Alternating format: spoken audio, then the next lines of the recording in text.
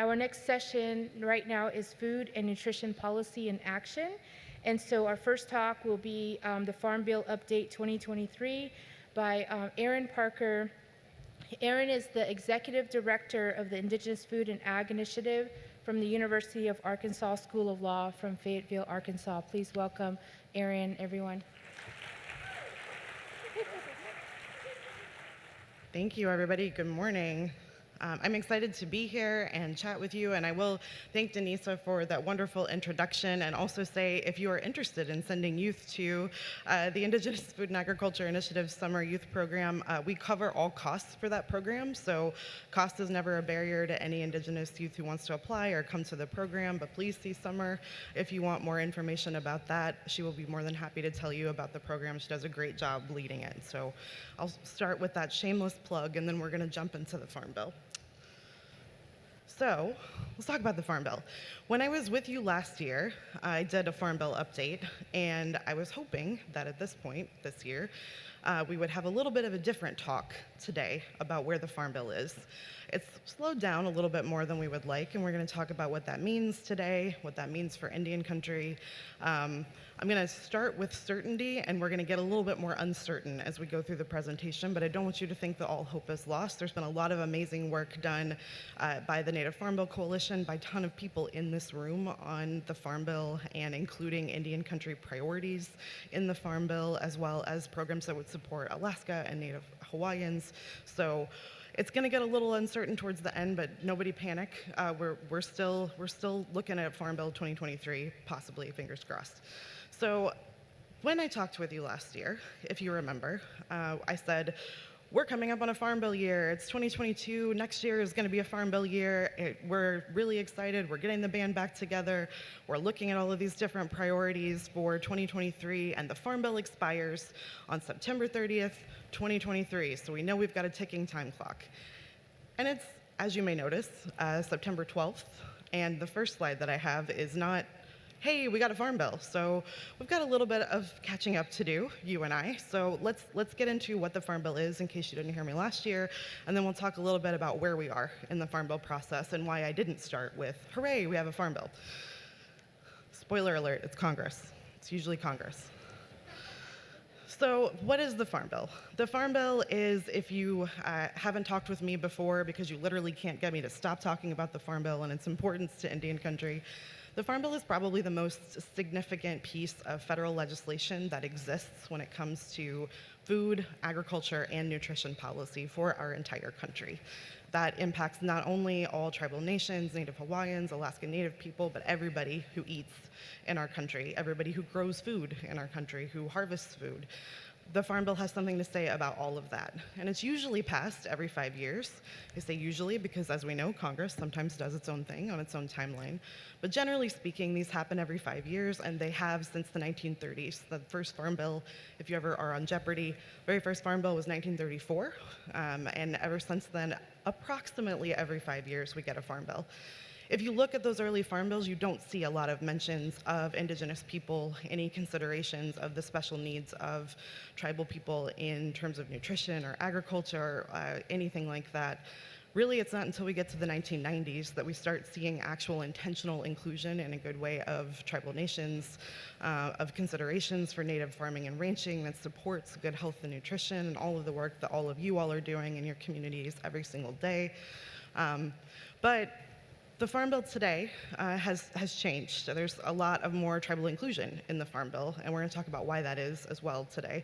But for now, know that there are 12 titles of the Farm Bill, so when I say it's the most significant and the largest way that we shape food, nutrition, and agriculture policy in this country, I mean that not only in terms of the length of the bill, because it's over 1,000 pages long, has 12 titles, I also mean that in terms of the money that it puts into communities across the country to support agriculture, to support health and nutrition. The last Farm Bill in 2018, when it was passed, was a $428 billion with a B dollar bill. That's a lot of money that goes into agriculture, food systems. Over 10 years, that looks like almost $1 trillion in spending. So this is a pretty significant bill, and it covers everything from infrastructure, community development, broadband support, natural resources and land stewardship opportunities for farmers, business development for agricultural businesses, and of course, nutrition programming and health. All of these things are in the Farm Bill. Basically, if you can think about it tied to food systems, there's probably something in that legislation that impacts that. And when I say impact, what I'm really talking about is money, right? It's funding to be able to support work like the work that you all are doing. So that is a little bit about what the Farm Bill is. It matters, obviously, because it supports all of those things. It also gives USDA most of its budget. And USDA, believe it or not, if you look at the actual numbers, supports Indian country more than any other federal agency. These numbers are from the Native American crosscut on the budget that the White House put out in 2022. And you can see here USDA has $4 billion of support for Indian country. That's more than BIE at $1.3 billion, BIA at $2.6 billion, HHS at $2 billion.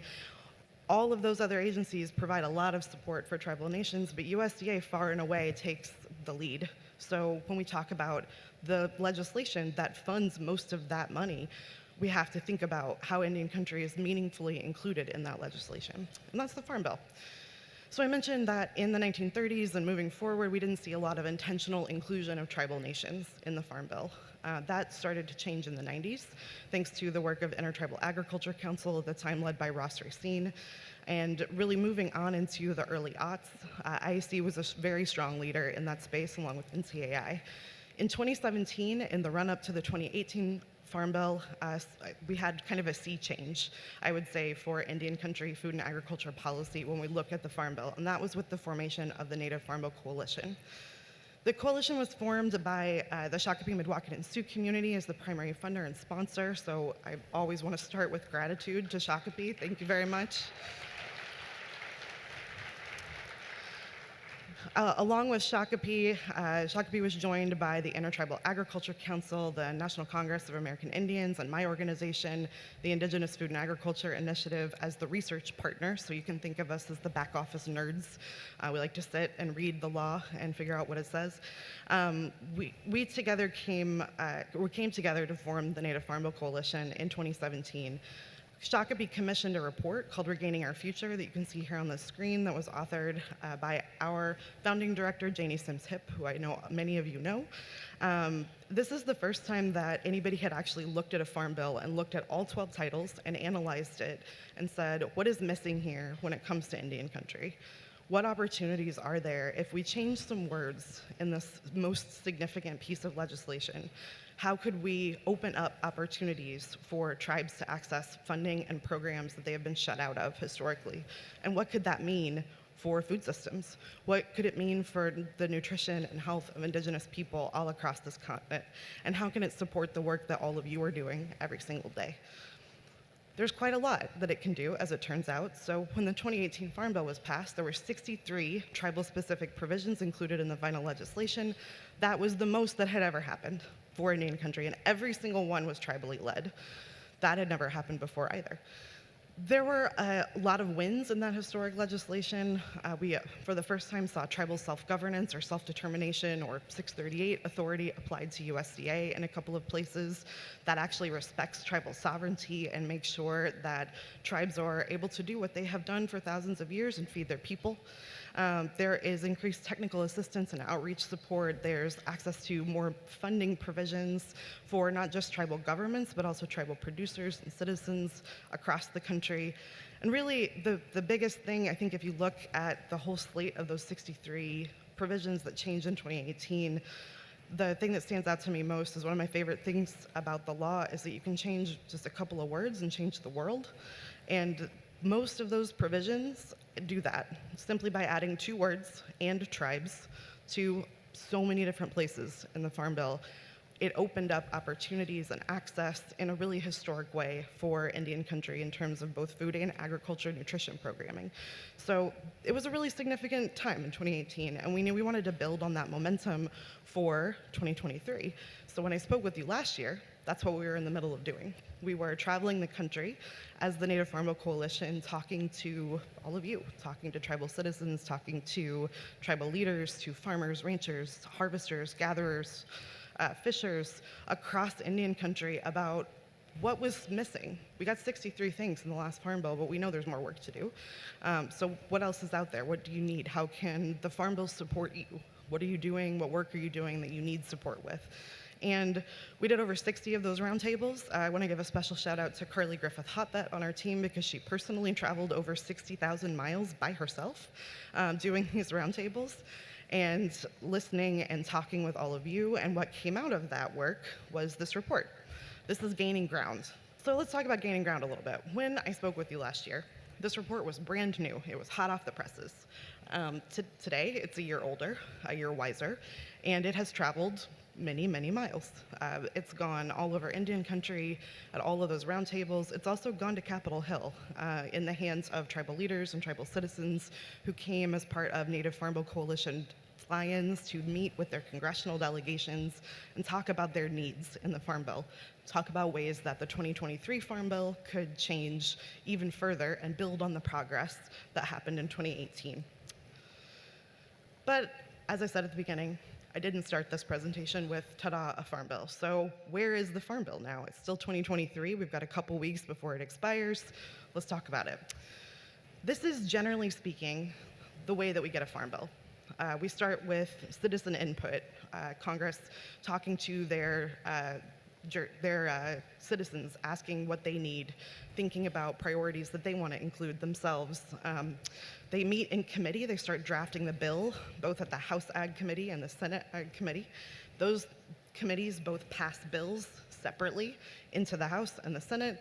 They come out of the House and the Senate, and what we get are two competing bills, and then they come together to try to resolve their differences, and that's what's called conference. Once we get a conference bill, ideally everybody agrees. Everything is beautiful. We shake hands. They pass through both houses. It goes to the president. It gets signed. Ta-da, a Farm Bill. That's a little bit of an oversimplification, but I got 18 minutes, so forgive me. You will see that we are here on step 2 of many. So we are not quite to a Farm Bill yet. This is sort of a late breaking news, so I don't have slides on it, but what we know at the moment from the House Ag Committee is that most likely the Farm Bill is going to expire at the end of September. They're not going to immediately pass a continuing measure to keep it going. That's happening for a couple of reasons. I said Congress likes to do things on its own timetable. Well, that's because they have other things they have to get to before they get to the Farm Bill. And the most pressing thing, if you pay attention to congressional news, is the appropriations bills. They got to keep the lights on at the government to be able to consider a Farm Bill. So we've got to get appropriations done first. That's what they're working on right now. From the House Ag Committee, they say they're probably not going to look at a Farm Bill, obviously, until appropriations are done. That makes sense. It's very likely the Farm Bill is going to expire without a continuing measure, but nobody panic. That doesn't mean that it's lights out for all 63 of those tribal-specific provisions or for any of the other provisions that are in the Farm Bill. Things continue if they have funding. A lot of things do have funding. So I don't want anybody to panic. We are working internally at IFAI on an analysis of what it will look like on September 30th if we don't see a Farm Bill or a continuing measure, so stay tuned for that. We will send it out into the world through the Native Farm Bill Coalition just as soon as we get that analysis complete. But for right now, we are here in 2018 Farm Bill land. We have the exact same policies that we have that were included in the 2018 Farm Bill, and the funding that has supported those things will continue. Specifically for the nutrition programs that are funded by the Farm Bill, I definitely don't want anybody to worry. If a Farm Bill expires, basically what continues and what doesn't really depends on how it's funded. If it's funded directly in the Farm Bill, questionable. If it's funded outside of the Farm Bill and it already has funding and appropriations, it's probably okay. And that applies to programs like CSFP, the Commodity Supplemental Food Program that feeds elders. It also applies to the Emergency Food Assistance Program, or TFAP. it would also apply to SNAP and FDPR. So a lot of those big programs that we know that tribal citizens rely on, those I think would continue to be funded. So that's good news. But that's where we are currently with the Farm Bill process. We're still waiting. We don't know what exactly will happen between September and the end of December. There is a thing that you will start hearing about if you track Farm Bill policy called the dairy cliff. And basically what that means is at the end of December, if we don't have a new Farm Bill, the law requires that we revert back to something called permanent law. And that means that dairy prices are going to go way, way up. The government will have to purchase dairy at 162% of adjusted for inflation. And there's not enough trucks, trains, and cars to be able to support the buying of all of that milk, butter, cheese, etc. So that's a pretty good push for Congress to not let the Farm Bill go on past December without some kind of continuing measure. So I don't think we will go past December. My fingers are still crossed for December. And indeed, we got a Farm Bill in 2018 in December, so that's kind of where we are. And if you want to ask me about the dairy cliff is the weirdest thing, and I would love to talk about it more, but I want to make sure that we cover other stuff. So catch me in the hall, I'll tell you all about the dairy cliff. Let's talk about the nutrition title a little bit, what it means for Indian country, because we just introduced a whole lot of uncertainty, and I want to tell you a little bit more about some certainty. So this is what we know for sure, right? The nutrition title has incredible support for Indian country programs in the Farm Bill. There's funding for SNAP, there's funding for the food distribution program on Indian reservations, it authorizes TFAP, the GUSNIP program, the Commodity Supplemental Food Program, the Senior Farmers Market Program, and more. All of these things are contained in the Farm Bill. And not only does that provide nutrition security for folks in tribal communities, these programs can also serve as economic development opportunities for Native farmers, ranchers, fishers, tribal food businesses. These represent not only food security measures, but also economic development opportunities and opportunities for representation and of tribal sovereignty within these programs, depending on changes in the law. And that's what happened in 2018. We saw the Farm Bill for the first time apply a tribal self-governance or self-determination authority to USDA for FDPR. Tribes are able to use federal funds to purchase food for the FDPR program, which is really returning tribes to the historical role that they have always played in making sure that their people have not only food to eat, but good food. A lot of the funds that are, a lot of the contracts that are out there for that particular program right now are supporting the purchase of traditional or culturally appropriate food from Native producers. So not only is that returning good food to some of the most vulnerable people in tribal communities, elders, children, but it's also representing dollars that are staying in a tribal community that are going to Native producers. So they're able to keep both food and food dollars circulating within tribal communities, which is a really powerful way to improve health, but also a really powerful recognition of tribal sovereignty. So those are the kinds of things that with some changes in the law, the Farm Bill can do and push forward. So we're hopeful that and I had a map of there we go. I got distracted by the dairy cliff. I'm sorry, folks. So the self-determination contracts, this is a little bit of a map. I'm sure there are people in this room who are from tribes who are working on these right now. Thank you for your work. What's happening is really incredible to see. This provision is 10 or 20 years in the making. It took a very long time to get into the law, but the goal of this is, again, recognizing tribal sovereignty, putting foods into the hands of people who need them, and putting food into a food package as determined by a tribe and not by the federal government.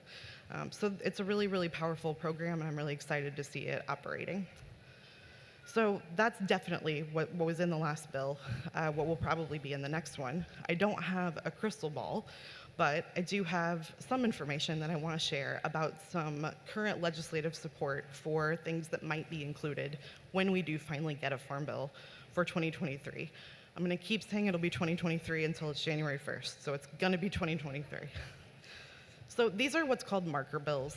Marker bill, if you're not familiar with the process, in a big bipartisan bill like the Farm Bill, you have people from both sides of the aisle who are talking to their constituents, thinking about priorities that they want to include in legislation, and rather than dump all of those into one huge pile at the end of the process, which would be wild, they kind of claim space throughout the process with these things called marker bills. So they introduced these pieces of legislation to say, hey, this is a priority for me and for my constituents. I really want to include this in the final farm bill, and I'm going to fight for it.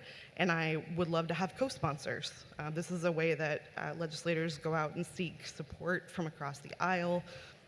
So these are some things that legislators have already introduced that they have indicated that they would support and they want to fight for in the next farm bill. And some of these have some direct impacts on nutrition. I'm going to tell you who sponsored the bills in case there are people out there who are from these states and you want to know a little bit more about it, or maybe you want to give your representatives a call and say, yes, we love this, or no, we don't. That's up to you. The first one, all of these, by the way, would fix some longstanding issues in programmatic access that tribes have talked about in these nutrition programs. The first one would be making that FDPR 638 contract opportunity permanent. The way that Congress decided to do that in the last Farm Bill, although it was a huge win, they made it a demonstration project. So it's not permanent yet, but there are some marker bills out there that would make it permanent if they were included in the final Farm Bill. And there are two of those. One is the FDPR Tribal Food Sovereignty Act of 2023. That is sponsored by Senators Tina Smith from right here in Minnesota and Senator John Hoeven from North Dakota. So it's a bipartisan bill that would make FDPR 638 permanent if it stayed in the final bill. The Arctic Act, we're going to talk about a lot, from Senator Lisa Murkowski of Alaska.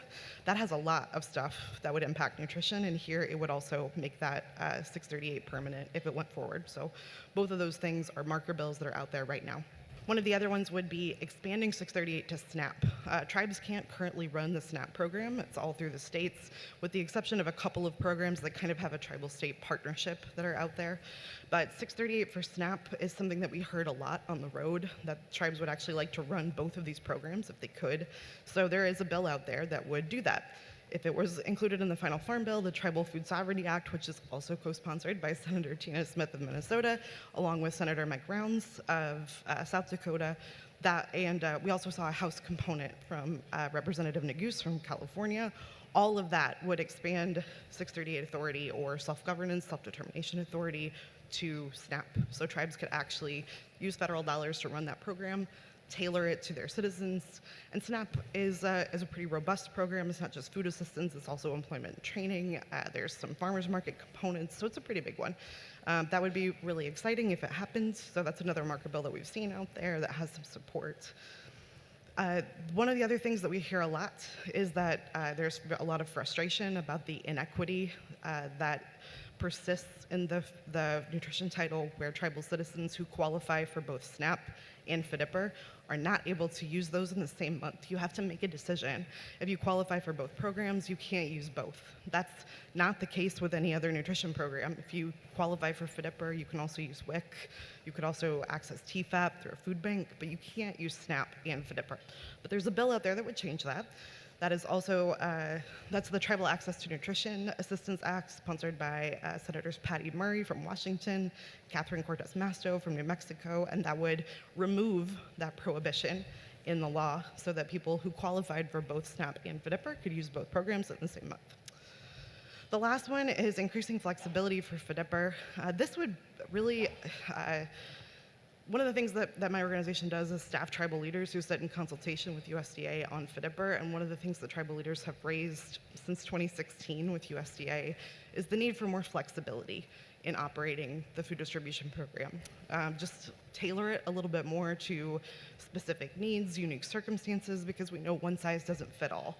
So basically what this would do is say one size doesn't fit all and include some of that language directly in the statute. That's sponsored by Senator Ben Ray Lujan of New Mexico. It would also do a couple of other interesting things. One of the things that we've heard from tribes that sit across either the US-Canada border or the US-Mexico border is that they have their people who are still across an international boundary line. And but for that international boundary line that they did not consent to having drawn there, they would still be one people. And so when they want to purchase food from across the border, they consider that to be a domestic purchase. USDA can't consider it to be domestic. Under the current terms of the law, all of the food that goes into these programs has to be actually from the United States. The bill would provide a waiver so that anybody who does have that circumstance where they want to maybe purchase some food from across a border, but that's still from their tribe, would be able to do so and have it be considered domestic. Lastly, it would also authorize some waivers for circumstances where FDIPR's fresh produce comes to sites and is not domestic. So sometimes you see produce show up from Mexico. Tribes are not able to give that out. Under the current rules, they have to send it back. When that's fresh produce, that's pretty frustrating because if you turn around and send that back, it's not going to be good by the time it gets back to the distribution point because the places that are receiving it are so rural and remote. So being able to keep it would be better. It would lower food waste and improve food security for the tribal community. That's not allowable within the current terms of the law, so this bill would change that. I know these are really wonky, but I hope this is interesting. Eliminating the FDIPR matching requirement is another one that would be out there. If you operate a FDIPR program, I know we've got some folks here who run FDP in their tribal communities. You know that you have a match that you have to make. USDA covers 80% of the cost of the program, but tribes are required to put up 20%. It was 25 in the 2018 Farm Bill. It got knocked down 5%, so we're just going to keep going until it's zero. This bill would make it zero, and that's sponsored also by Senator Benry Lujan of New Mexico. And finally, we have another provision of the Arctic Act from Senator Lisa Murkowski that would set up a grant and loan program to start food banks and food pantry partnerships in some really rural communities. Tribes and Indian organizations would be eligible under the terms of that act, so that's out there as well. Again, none of this is final. It's all just, hey, we really want this to happen. We want to fight for this in the Farm Bill. That's what these legislators have said with these bills. So these are all of the things that are out there that could potentially be included in the next Farm Bill. There are a couple more that wouldn't be directly in the nutrition title, but would definitely impact nutrition, and that includes expanding the Buy Indian Act to USDA. What that would do is anytime USDA wanted to buy something, whether it is food for a program or a service like a computer program that helps run ordering for FDIPR or CSFP or TFAP, they would have to first look at a native vendor for that service. Buy Indian's been around for a while. Yeah. Buy Indian's been around for a while, but it does not apply to USDA. This bill would make it apply to USDA, which would open up a whole host of opportunities, not only for native food producers, but also for native businesses that offer other contracted services. We know that when it comes to serving tribal communities, really nobody does it better than a native person, so this would allow that to happen. And that's also sponsored by Lisa Murkowski. I told you we're going to talk about the Arctic Act a lot. She did a lot of work in that particular bill. There's also a 638 opportunity that would go to the Food Safety Inspection Service, or FISIS. What that would do is enable tribes to enter into self-governance or self-determination compacts or contracts with USDA to do food safety inspections for meat processing facilities, and that would include seafood and poultry. That is a really huge opportunity potentially because it puts people to work in tribal communities. It also opens up market opportunities for the people who are getting their foods processed at those places. And a lot of the goals that tribes have expressed in that particular, in calling for that particular bill have been, hey, we want to put our own food into our own food programs, but we need to be able to inspect it to do that. So both of those bills would do that. There's two of them. The Prime for Meat Processing Act, I know I'm running out of time, sorry. Prime for Meat Processing Act by Senator Mark Wayne Mullen of Oklahoma, and again, Tina Smith of Minnesota, and the Arctic Act by Senator Lisa Murkowski of Alaska. Last thing, adding an Assistant Secretary of Agriculture for the Office of Tribal Relations.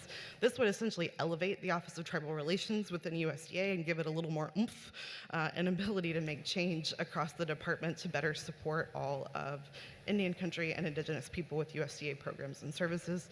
And I am going to pick on Jeff because I see him right there. He's from OTR. That would like let Jeff body build essentially as a policymaker. That's what that would do. So, with that, that's a little bit of certainty and a little bit of uncertainty.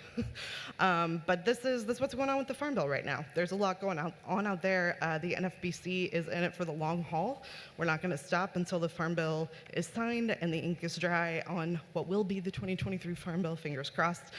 Watch our website, indigenousfoodandag.com, for that analysis of programs that might be included in the, if things expire. And with that, I think I'm out of time, so I will see you again momentarily on the panel. Thanks, everybody.